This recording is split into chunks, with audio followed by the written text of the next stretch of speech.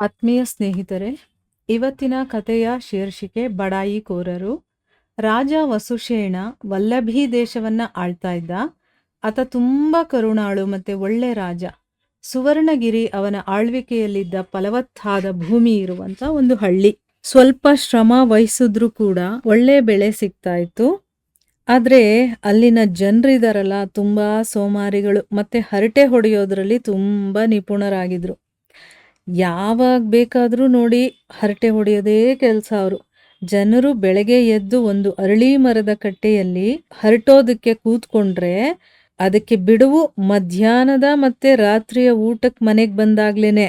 ಇಲ್ಲ ಅಂದ್ರೆ ಕೂತ್ಕೊಂಡಲ್ಲಿ ಸುಮ್ಮನೆ ಮಾತಾಡ್ತಾ ಇರೋದು, ಹರಟೆ ಹೊಡೆಯೋದು ಅಷ್ಟೇ ಅವ್ರ ಕೆಲಸ. ಅಲ್ಲಿಯ ಹೆಂಗಸರು ಮನೆ ಹೊರಗೆ ಮತ್ತೆ ಒಳಗಡೆ ಎರಡು ಕಡೆನೂ ದುಡಿದು ಗಂಡ ಮಕ್ಕಳನ್ನ ಸಾಕ್ತಾ ಇದ್ರು. ಗಂಡಸರ ಈ ಹರಟೆ ಹೊಡೆಯುವಂಥ ಚಾಳಿಯಿಂದ ಬಹಳ ಬೇಸರ ಮಾಡ್ಕೊಂಡಿದ್ದಂಥ ಜನರು ಬುದ್ಧಿ ಹೇಳಿ ಹೇಳಿ ಬೇಸೊತ್ತು ಹೋಗಿದ್ರು. ಯಾರು ಎಷ್ಟೇ ಹೇಳಿದ್ರು ಕೂಡ ವಯಸ್ಸಿದ್ದಂತಹ ಆ ಗಂಡಸರು ಕೆಲಸ ಮಾಡೋದನ್ನ ಬಿಟ್ಟು ಬರೀ ಹರಟೆ ಹೊಡೆಯೋದ್ರಲ್ಲೇ ಕಾಲಹರಣ ಮಾಡ್ತಿದ್ರು. ಆದರೆ ಹೆಂಗಸರು ಪಾಪ ದುಡಿದು ಮನೆಯಲ್ಲೂ ಮಾಡಬೇಕು ಮತ್ತು ಹೊರಗಡೆನೂ ದುಡಿದು ಗಂಡ ಮತ್ತೆ ಮಕ್ಕಳನ್ನ ಸಾಕ್ತಿದ್ರು. ಈ ರೀತಿಯ ಒಂದು ಸ್ಥಿತಿಯಲ್ಲಿತ್ತು. ಕಡೆಗೆ ಒಂದಿನ ಏನಾಯ್ತು, ಈ ದೂರನ್ನ ಅವರು ರಾಜಧಾನಿ ವಲ್ಲಭಿಯಲ್ಲಿದ್ದಂತಹ ರಾಜ ವಸುಷೇಣನ ಹತ್ತೆಗೆ ತಗೊಂಡೋಗಿ ಕೊಡ್ತಾರೆ.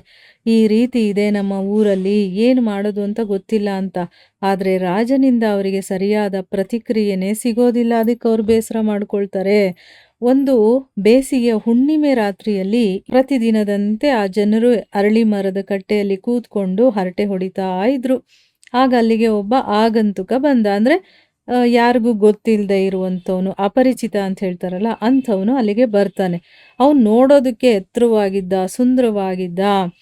ಆ ಆಗಂತುಕನನ್ನ ನೋಡಿದ ತಕ್ಷಣ ಹರಟೆಕೋರರಿಗೆ ಬಡಾಯಿ ಕೊಚ್ಕೊಳ್ಳೋದಕ್ಕೆ ಎಲ್ಲಿಲ್ಲದ ಉತ್ಸಾಹ ಬರುತ್ತೆ.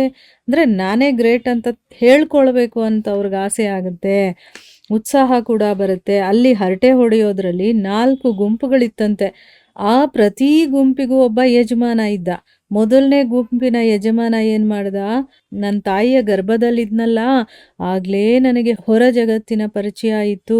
ಅದಕ್ಕೋಸ್ಕರನೇ ಭೂಮಿಗೆ ಬಂದ ತಕ್ಷಣವೇ ನಮ್ಮ ರಾಜಧಾನಿ ವಲ್ಲಭಿಗೆ ಹೋಗಿ ನಾನು ರಾಜರನ್ನು ಭೇಟಿ ಮಾಡಿದೆ. ನನ್ನ ತಾಯಿ ನನ್ನನ್ನು ಹಿಂದೆ ಕರ್ಕೊಂಬರೋದಕ್ಕೆ ತುಂಬ ಕಷ್ಟಪಡಬೇಕಾಗಿತ್ತು ಅಂತ ಬಡಾಯಿ ಕೊಚ್ಕೊಳ್ತಾನೆ. ಅಲ್ಲಿ ಅವನು ಆ ರೀತಿ ನಡ್ಕೊಂಡಿಲ್ಲ.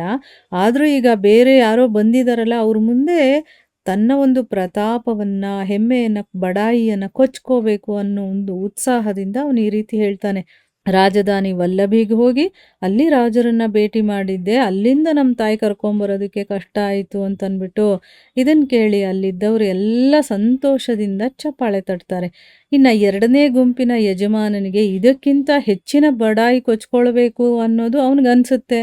ಆಗ ಅವನೇನು ಹೇಳ್ತಾನೆ, ಅದರಲ್ಲೇನಿದೆ ವಿಶೇಷ, ನನ್ನದನ್ನು ಕೇಳಿ. ನಾನು ಹುಟ್ಟಿದ ಮಾರನೇ ದಿನಾನೇ ಕುದುರೆಯನ್ನ ಏರಿ ವಲ್ಲಭಿಗೆ ಹೋಗಿ ರಾಜ ವಸುಷೇಣನ ಜೊತೆ ನಾನು ತಿಂಡಿ ತಿಂದೆ ಅಂತ ಹೇಳ್ತಾನೆ. ನೋಡಿ, ಹುಟ್ಟಿದ ಮಾರನೇ ದಿವಸನೇ ಯಾರಾದರೂ ಕುದುರೆ ಮೇಲೆ ಹೋಗೋಕ್ಕಾಗತ್ತಾ? ಹೋಗಿ ಅಲ್ಲಿ ರಾಜನ ಜೊತೆ ತಿಂಡಿ ತಿನ್ನೋದಂತೆ.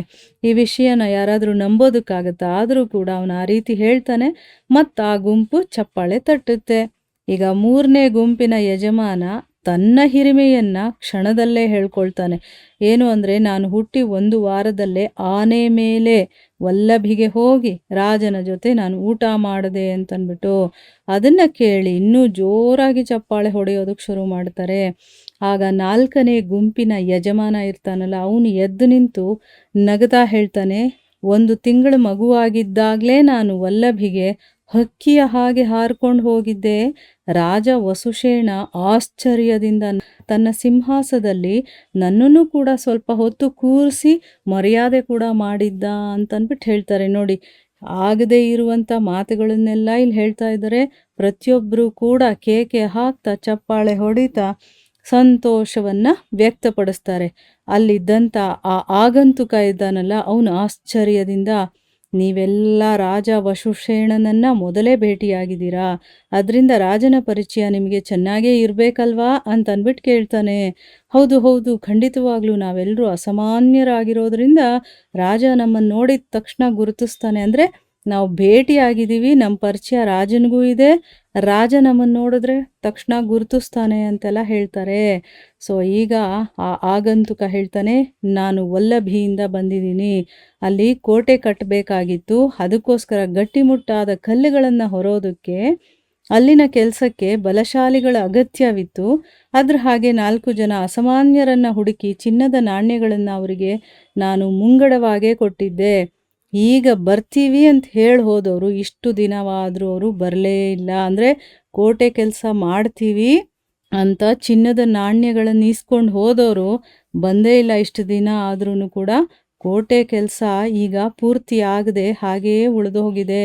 ಹಾಗಾಗಿ ನಾನು ಆ ಬಲಶಾಲಿಗಳಾದಂಥ 4 ಜನರನ್ನು ಹುಡುಕ್ತಾ ಹೊರಟಿದ್ದೆ.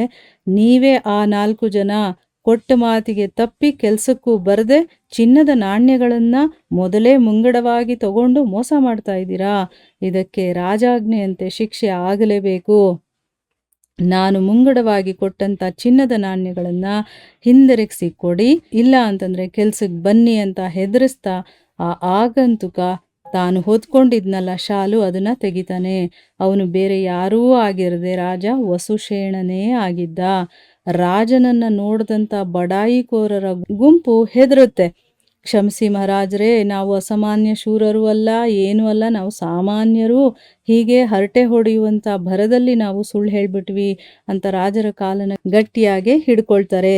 ಈ ಘಟನೆಯಿಂದ ಪಾಠ ಕಲ್ತಂಥ ಊರ ಗಂಡಸರು ಅವತ್ತಿನಿಂದ ಹರಟೆ ಹೊಡೆಯೋದನ್ನು ನಿಲ್ಲಿಸಿ ಕೆಲಸ ಮಾಡೋದಕ್ಕೆ ಶುರು ಮಾಡ್ತಾರೆ ಅನ್ನೋದು ಈ ಕತೆ. ಹರೇ ಕೃಷ್ಣ.